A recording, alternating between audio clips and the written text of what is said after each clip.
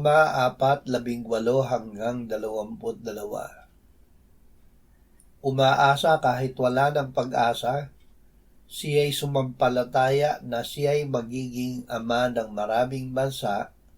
Ayon sa sinabi, magiging napakarami ang iyong binhi. Hindi siya nanghina sa pananampalataya. Itinuring niya ang sariling katawan tulad sa patay na, sapagkat siya'y may mga 100 taon na noon, at ang pagkabaog ng bahay bata ni Sarah. Gayunman, hindi siya nag-alinlangan sa pangako ng Diyos sa pamamagitan ng di paniniwala, kundi pinalakas siya ng pananampalataya habang niluluwalhati niya ang Diyos, at lubos na naniwala na kayang gawin ng Diyos ang kanyang ipinangako. Kaya't ang kanyang pananampalataya ay ibinilang na katuwiran sa kanya.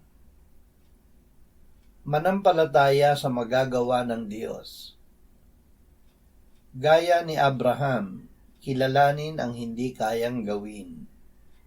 Itinuring niya ang sariling katawan tulad sa patay na, dahil siya'y may mga 100 taon na noon at baog si Sarah. Ngunit hindi siya nanghina sa pananampalataya. Hindi siya nag-alinlangan sa pangako ng Diyos. Lubos siyang naniwala na magagawa ng Diyos ang kanyang ipinangako. Pinatunayan niya ang kanyang pananampalataya sa paraan ng pagluluwalhati sa Diyos, kahit hindi pa niya natatanggap ang katuparan. At tinupad ng Diyos ang kanyang salita. Siya ay nagkaanak kay Sarah, si Isaac.